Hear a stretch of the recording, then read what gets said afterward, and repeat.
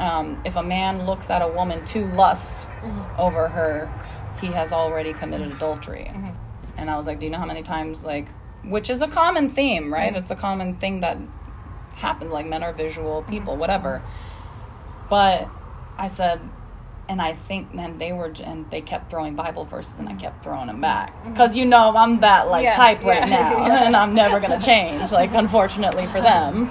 But at one point, one of the guys was like, well, you have a Bible verse for everything. And I was like, yeah, can you tell I've been thinking about it for a while? And I was like, you know, and then I had, and one of the gentlemen was in the reverse. So he was the one that was being abused, and the wife had, like, mental health issues, and the kids, like, it was very hard. And I respected him.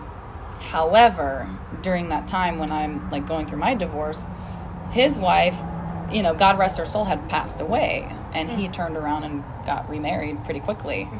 And he was like, if anyone understands, Diana, it's me. And I said, no. Stop right there. I was like, you don't understand shit. First of all, you're a man. Second of all, she was not the main breadwinner.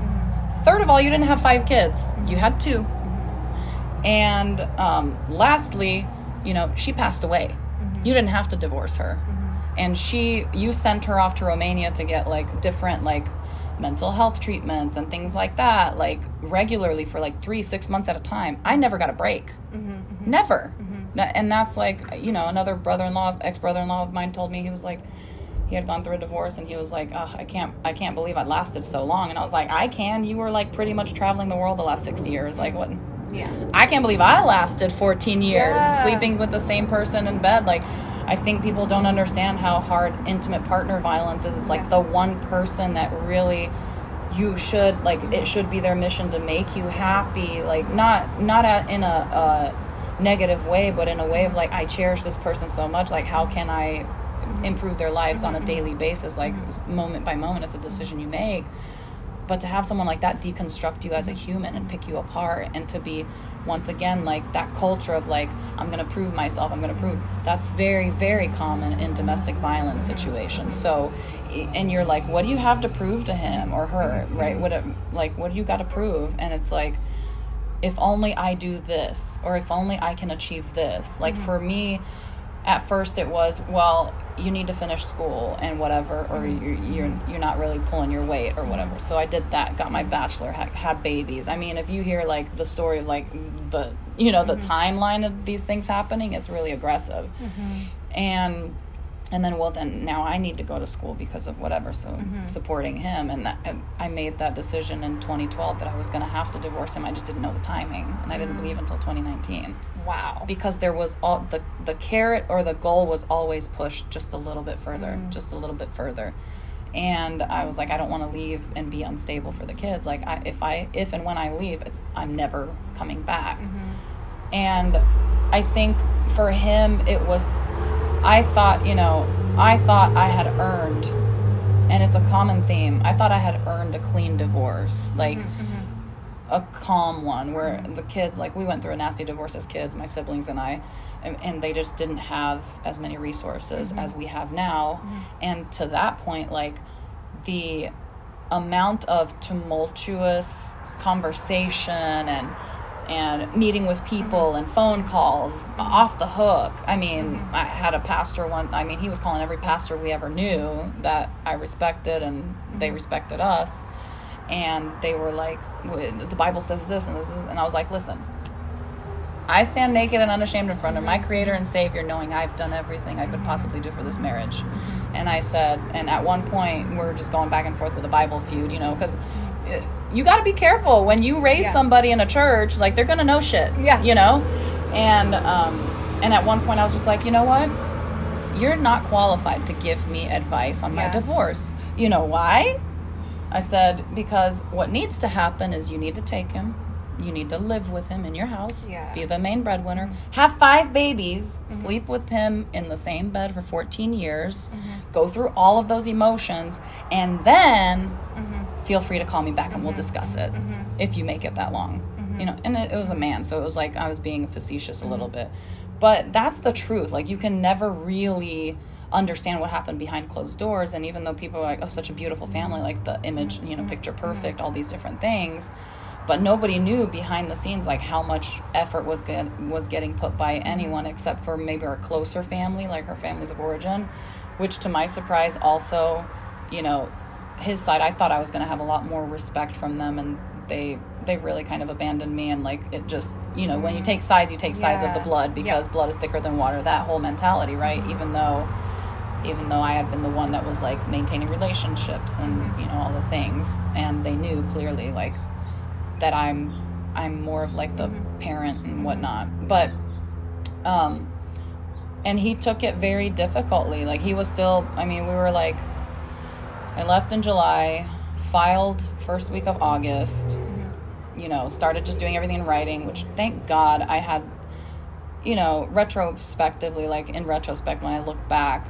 I'm glad I stayed so long, because I learned so much that I can really help other people. Like, for me, it wasn't a I'm staying because I'm weak. It was I'm staying because I'm strong. Wow. Yeah. I'm staying because I can. And I was like, I can do more, God. I can do more. Pile it on.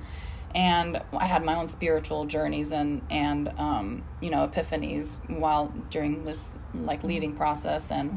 And it was like, you know, God pretty much told me, like, I didn't ask you to stay long. This was like an exit strategy for you and a once-in-a-lifetime opportunity for him. But I never made you stay. You stayed out of your own accord.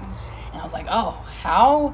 You know, and still, like, because I have my faith-based, you know, spirituality, and still I felt like just staying, like every moment I decided to stay, it was like the faithfulness would increase and the blessing and the abundance. And I think that that's a common theme that even goes with like the universe, the law of attraction, like karma, whatever you want to call it. I feel like that is definitely something. And now I've grown into this like spiritual, like Jordan Peterson called it, like spiritual monster or giant, you know, and to see, like, even with him, like I struggled a lot with sharing a lot, because I don't want to shame him. I know that like so many people have so much childhood brokenness that they carry on into adult life. But at the same token, like, I talked to someone and they said, you know, when people are young, like in their teens or 20s, like whatever, like, you know, you're young, you're still wiring your prefrontal cortex, you're still acquiring like life experience and knowledge and wisdom. It's okay, like they're allowed some slip ups and stuff.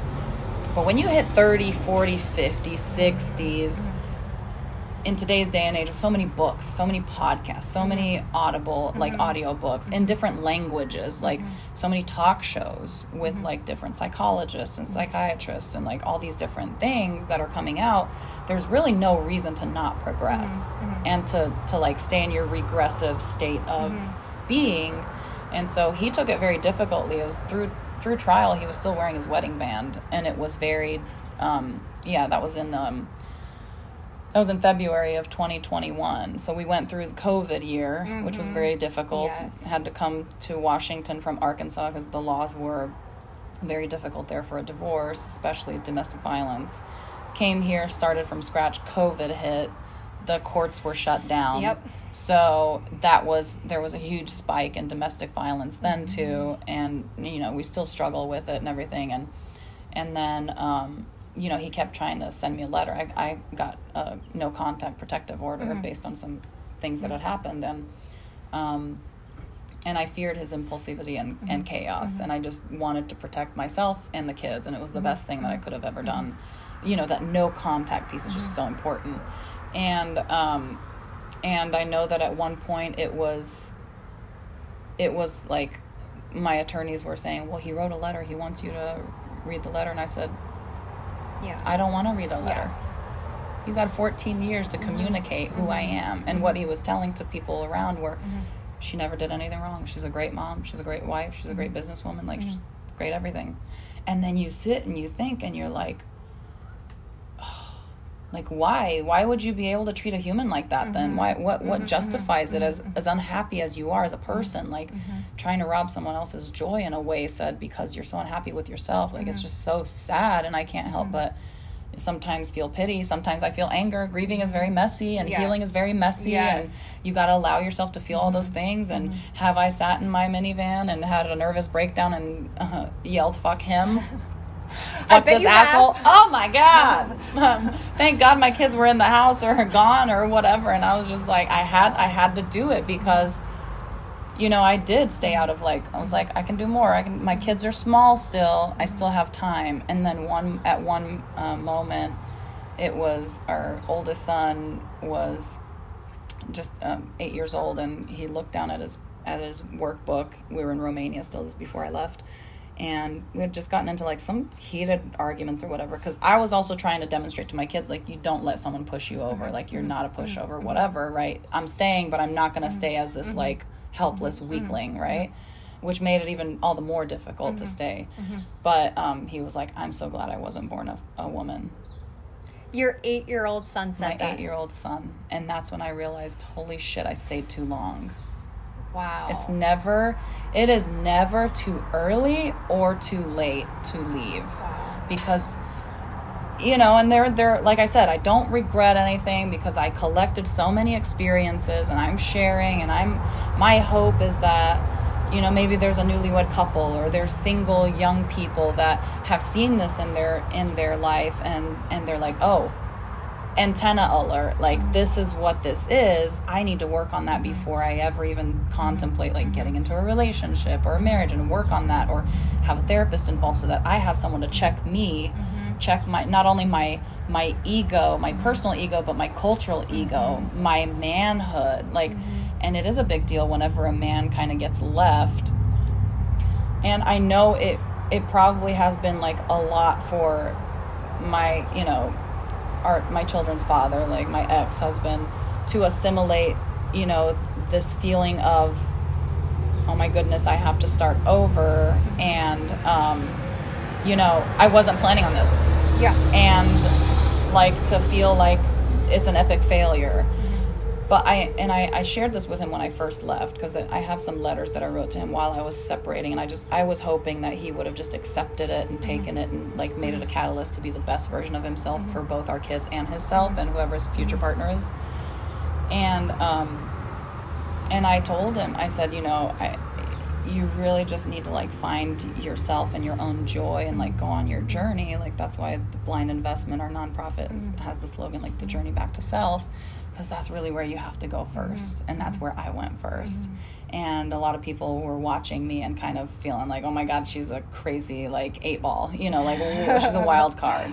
And I still am a wild card. People are always guessing, and they're like, how do you do everything you do? And sometimes I'm laying paralyzed in my bed, trying to just survive, you know. And I know you probably have a lot of that too, where there's all the thoughts swimming around, why am I not doing this, or why is my house not looking like this, or why is this, or why is that, you know. And I think it's just hard to accept. And so for him, it was very difficult to accept that, you know, he's not going to be part of their day-to-day routine, even though being part of their day-to-day routine was not necessarily good, right? And so I had to be very aggressive and strong in the way that I approached the divorce, so that because I stayed out of strength, not out of weakness, which I think is a commonly preconceived notion that people have. They're like, you know, a common theme is oh, well, the victims are weak. No, narcissists will choose. That's why you're called narcissistic fuel. They will, this can happen with parents too, or with siblings, or it's not just intimate partner violence. And they choose strong prey.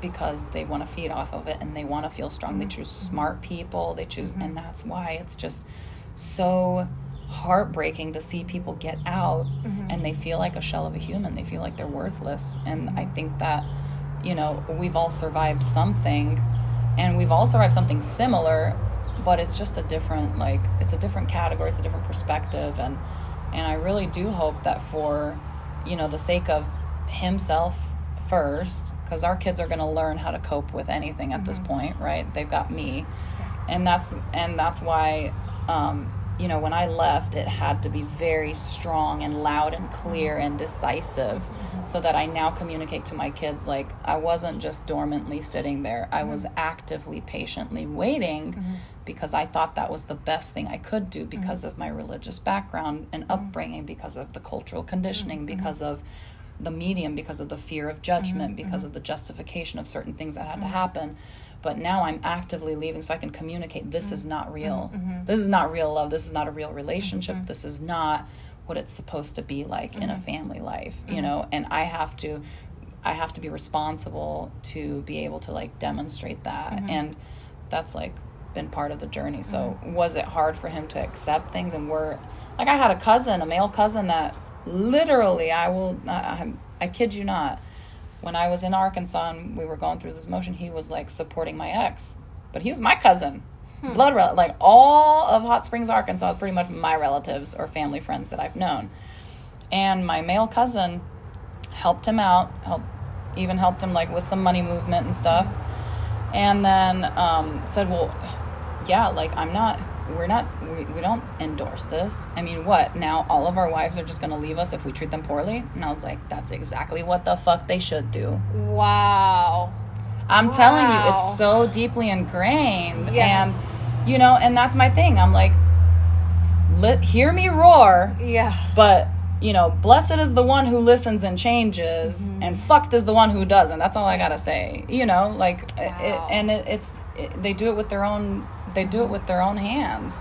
And it just made me so deeply sad to think that, like, there are so many women that stay because they think that it's what's expected and what's necessary and whatever, and they fear. And these, you know, and it can be the other way around, right? They fear, like, they're going to fail their kids. They feel that they're going to fail, like, their parents. Like, I feared, like, shaming my family and whatever, because I got married young, too, and we came from a divorced, nasty family, from a nasty situation from back in the day, and I was just like, I can't put my family through that. And it was a very real thing, and all of my siblings and my parents really, really felt the unhealed trauma from a divorce, like the custody battle piece and all that stuff. And so at one point I had to block a few siblings even, and I was here all alone. And I didn't talk to my parents either. They would call me just for, like, kind of updates, like, how are you doing, like, are you alive, are you you know, what's going on, what's the latest on the judgments and things like that. And so it sounds like our community didn't know how to support you. No, absolutely not. I had a couple of people that were very kind and empathetic, and most of them were people that had been through a divorce and felt what it was like to not be supported. And you know, some of them were men, some of them were women, and it's heartbreaking, it's gut-wrenching to feel that. And that's why, like, when I still remember the day that I thought of, like, the nonprofit domestic violence transitional housing and entry-level employment. I was standing in an Airbnb, you know, all by myself. My mom had driven her car up here and was flying back from Seattle to Arkansas, and I was like, you know, me as me, like, I stay it out of strength, you know, and it's like, I have a career, I know how to start a business, like, I know I can provide. I kind of piloted it while I was in the marriage, right, because I wanted to make sure I can take care of the kids. I didn't want to leave them behind, which a lot of, unfortunately, parents have to do. They kind of have to abandon their kids, and that's a whole new set of problems. But that's when I was like, I can't imagine other women being able to do this with children, because that's our emphasis, with children who either have a college degree but they've never been able to work, or have only worked on and off odd jobs, like, as they were allowed to, because it's a control tactic, or they've been so run down emotionally that they just can't even function, like, day to day, or they've turned to substance abuse or things like that. And a lot of times we are, like, nurturing type service people, and it's easy to abuse those type of people because we're always wanting to give and to take care of. But that was a really difficult journey, and I know that it's very similar for the Slavik community, and I see a lot of women that are, like, in their 60s, and I see in their eyes when I sit with them and we talk, and they're like, you know, they have this, like, tenderness and this gentle spirit to them, and they're, most of them are still married, but they look at me I can feel it and I can see it. Like, there's not a verbal communication, but there's a nonverbal, like, good for you. I'm so proud of you. You make me feel so alive and good that you did this, even though they're still stuck in a relationship, which I guess when you get older, you just kind of, I guess, grow a life completely apart because you don't have the kids and you don't have Correct. to, but they still live together. I've seen that so image. much in our community, that older demographic where they endured a life together, and maybe it wasn't by choice. Yeah. Their own choice. Situationally. And then and when they get older, maybe they start living separately. Like, one lives with one grown child, one lives with the other grown child, and you wonder, that's probably where that admiration comes from, is like, you made that decision to better your life now instead of waiting until you're 60 or 70 and wishing, looking back, like, all the things that could have been, all your youth, or all your missed opportunities. And I know I was called by a family. They're 80-year-olds, but they love each other. They have such a cute relationship. But I lost a lot of support. When I filed for divorce, I lost a lot of mentors in my life. They kind of cut me off. And that was really, really hard to understand. Like, if I was your child, your daughter, and you knew how, like, I'd been treated, I wonder if you would be of the same perspective and ideology, or if you weren't, you know. And at one point, the wife called me. She's so cute, but, you know, she called me, and I'm going through my bad bitch phase. I'm like, everybody stay away. It's the beginning, right? Absolutely. Defense and offense, like, so aggressive. And, you know, but, you know, rightfully so. I had my guard up. I was trying to protect my energy, which is really important when you're going through it, especially within our culture. Like, you really have to just be very cutthroat about your boundaries, about cutting out energy. It'll come back later. Like, later, when you're stronger and you have the capacity, or they've changed their opinion and it's kind of been more dulled, it's okay to, like, reintroduce slowly, just like any other sensitivity. But I know she told me at one point, she was like, well, there's this family. She wanted to tell me a story. So there's this family, there's this couple, and they have a couple of kids, and they, you know, she had a care home, which is very common around here with elderly people. And she was like, their kids, you know, they waited until their kids grew up and they're out of the house, they have their own families, and da-da-da. And she's like, you know, and he has his vices, his, like, alcoholism or whatever he has, and he lives in his separate room, and then she lives in her own part of the house, and he has a debit card. And I was like, and she was like, you know, he's not a good spender, he's a gambler, so she has a debit card, prepaid debit card, that she puts, like, kind of like an allowance. She was like, it's so much, look, and they're making it work and whatever. And I was like, are you telling me to live in a loveless, lifeless marriage? Is that what you're telling me to do? Right. Are you telling me to pacify a grown-ass motherfucker? I'm sorry. He's 10 years older than me. Are you telling me to take care of him and ignore the fact that, like, my children are seeing a very fucked up marriage unfold in front of their young eyes, and I'm distorting their view, 5 humans' views on what love is?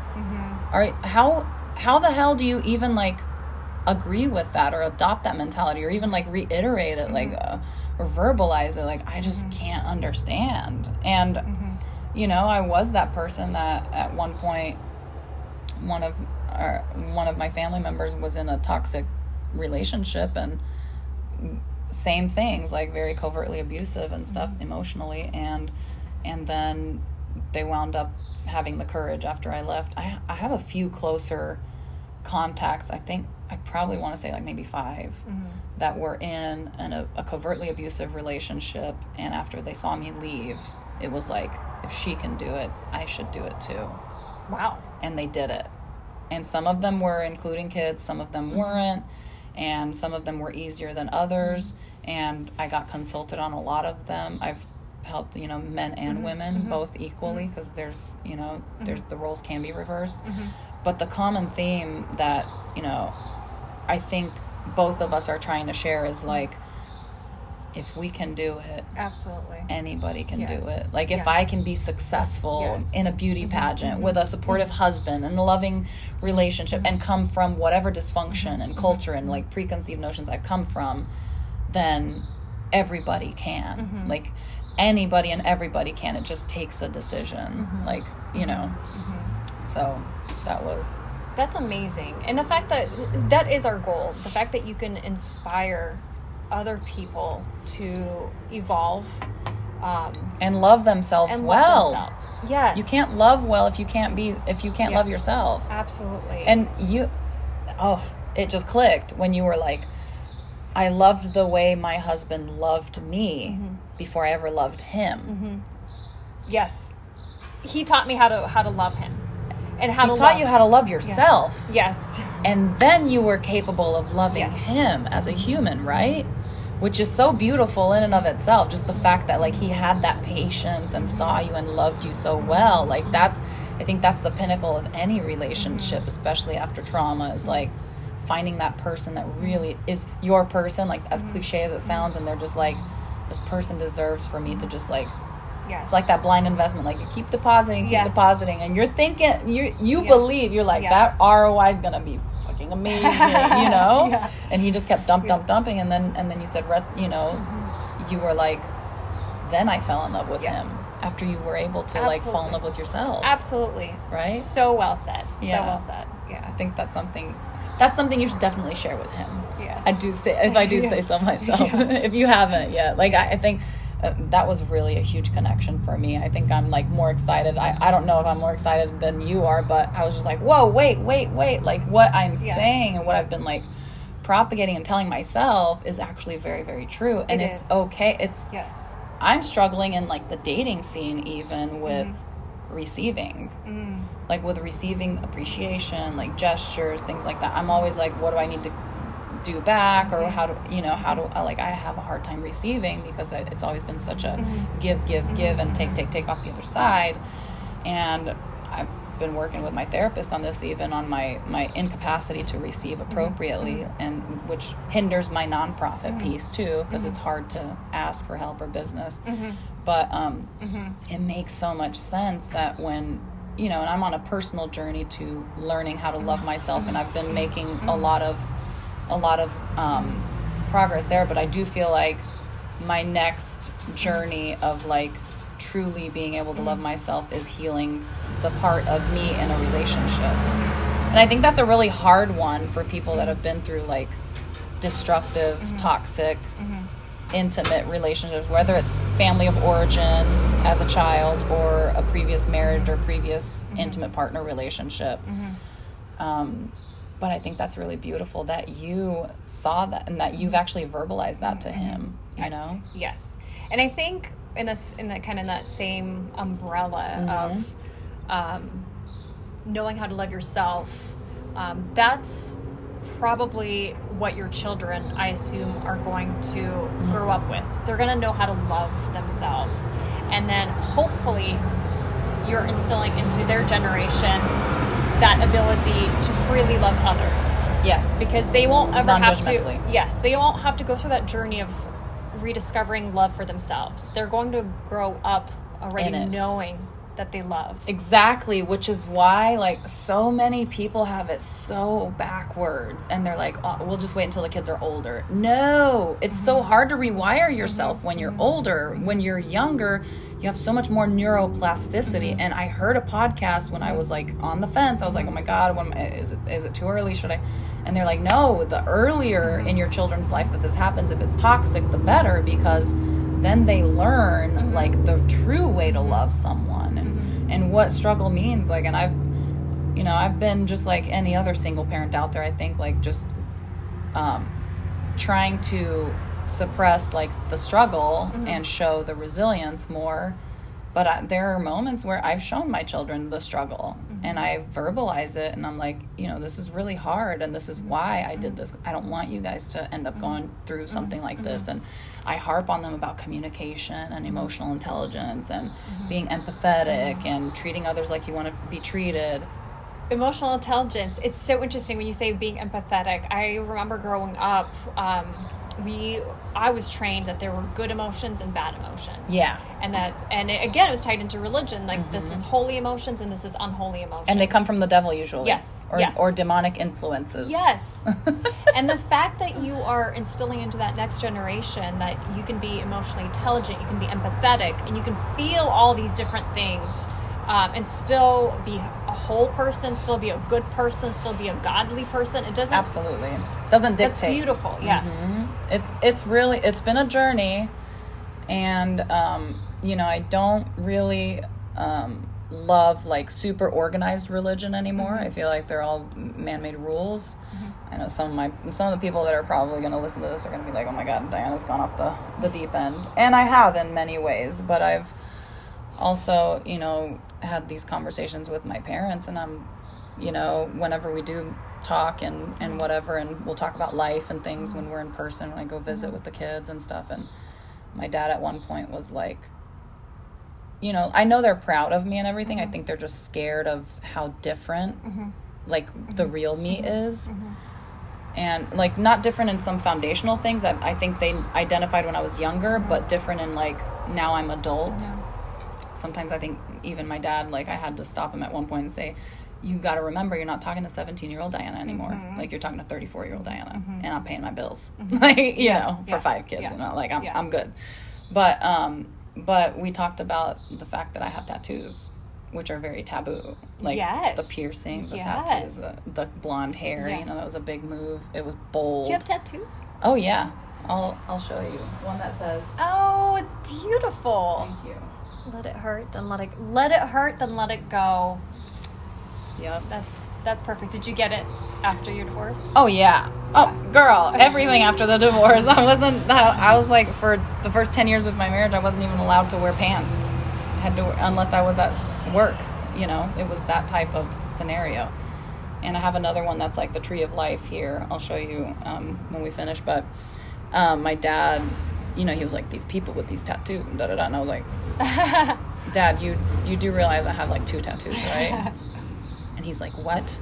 And I said, I thought someone told you, because I had heard down the grapevine that Dad had a cow or someone. I don't know, you know, when someone spit it out. And he was like, to go from like a young lady, a young spiritual lady with I have some spiritual gifts, like the gift of discernment, the gift of like prophecy, things like that, to go from that to this, Diana, really? And that's pain. That's real pain, because it's like I have less value to, because now I'm no longer performing in that way. Like, and I get it. Like, I wasn't hurt necessarily. Like, I'm hurt in my own way, but it didn't knock me down, because I'm solid in who I am. Like, after this excavation and rediscovery, and it was like, you know what, Tati? I'm such a better Christian than I ever was before I had the tattoos. Do you know how many people I've helped? Do you know how many people love me, and how many people I'm able to love, and how many people feel accepted and not judged? And, you know, they, like you said, like, let them see your human side. Like, you know, and I was like, if you think that I don't operate my spiritual gifts on a daily basis, you're so dead wrong and mistaken. And if you think that God stops at whatever we do to this vessel, you're so mistaken. I was like, what? How am I any different? How's it any different? Someone getting, you know, burned in a fire and having scars everywhere, or like being paralyzed. Like, are you going to discredit them because their body looks different? Like, or someone that struggles with morbid obesity, or like, you know, all these different like deformities and things. Like, okay, they didn't choose to deform it. Maybe I chose to deform mine, you know, for my, whatever my reasons are, which it seems like, I mean, I know some like of the different cultures, people are going to be like, oh my God, what? That's the mentality. But isn't it? It is. Absolutely. It is. And all my siblings except me have tattoos, and it, same thing. For a while they were afraid to mention it, but it's very taboo. Yes, it's very taboo. Very taboo. Or like, if you come from a family where, you know, someone has like same-sex attraction and like different things, and what I'm, you know, with my kids, like our culture has changed so much, but like our house culture, but I'm so proud of it, because that's really who I've always been in my life. I just had to be suppressed because of a context that I was in. So now, like, we have those conversations, and they're like, Mama, like, they're hearing things like, especially in the Northwest, we're talking about like transgenderism, we're talking about, you know, different like pronouns, we're talking about homosexuality, we're talking about so many different things, right? And the common theme that I've told them, like, our culture is very much a culture of love and inclusivity. Exactly. And non-judgmental, and our nonprofit is very like non-gender specific as well. And I told them, you know, I was like, your job is not to sit there and think about, oh, this person's changing their sex or whatever, which we all have our personal beliefs, right? Sure. I don't adopt everything. Like, Sure. I think there's a lot of negatives happening with these different things. But my job as a human is not to sit there and dictate, like, well, there's only two sexes and this and that. And you know, you should only love, like, it was Adam and Eve, never Adam and Steve. Like, you know, it's as cliche as it sounds, like, love is love. And who am I to judge? And if the Bible itself states, like, that in God's eyes there is no gender, there's no male, there's no female, when we go to heaven, or, you know, whatever our thought process is, like, that's when we're going to understand things fully and thoroughly. And so I tell my kids all the time, I'm like, your job is never to sit there and wonder or question, like, why are they doing this or that or the other. Your job is literally just to love them. Yes. That's it. I love that. Your job is to love that human. That is very revolutionary for our communities. And I know when I talk about inclusivity, I know that my relatives probably struggle with that, because it's very it's expected to be very rigid, be very black and white, and be very slow to evolve. And the priority of love and inclusivity is, like, at the bottom of the list. It's snuffed out. It's a flame that's snuffed out. And I feel like, you know, I hope that our conversation and dialogue goes across the cultural spectrum and really shows that, like, as our cultures here, as hybrids, like, we have the power to reignite that flame. Like, that flame has been snuffed by so much, like, communism and political, religious, like, indoctrination and things. But if you're still seeing the smoke, which we are, because we have people that are like, it's just the still small, like, I mean, the embers of a candle. If we can just, or of a campfire, if we'll make that analogy, you know, if we can just add wood to it and let the freedom, let the air flow, then all of a sudden we're going to ignite a fire and a flame. And I feel like that's the revolution. You know, I've heard so long about a spiritual revolution and a spiritual awakening, like, even in the religious sector. I feel like that's what we're on the brink of as cultures and as humans, and, like, as broken people that just want love and to be loved, you know, to love and to be loved and to see and to be seen, right? I feel like the whole topic of today just encompasses love. I think that's the meaning of life. That's the most healing, right? Like, even as ICU nurses, how many times, you know, have we seen someone in their end of life and they had a dysfunctional family dynamic for so long, but nothing like, you know, death or the threat of it to leave all the preconceived notions, all the judgment, all the, you know, cultural bullshit and everything that we adopt and we just put in our pockets and make us so heavy. Nothing like death or sickness, or, like, the threat of, like, losing someone that you've had in your life for so long, which is why family's so important, right? Because they get us, like, they've been with us. Nothing like that to just, like, you just drop it and you're just like, I just want to love this human. Can I just love this human? Can I love them for a little bit longer? How much longer do I have? And I think that's really an important piece that, like, a lot of people don't get to experience, and we're so fortunate as nurses and service people to really empathize and understand, like, life is very short, it's very temperamental, it's very insecure in its own way, it's very beautiful, and it's easy to cultivate if you choose to, but I think there's definitely a big, like, picture that we just, you know, we haven't been trained and taught to do, that we kind of inherently get to experience as nurses, right? Yeah, that's beautiful. So, you think we're done? I think so. It was really great.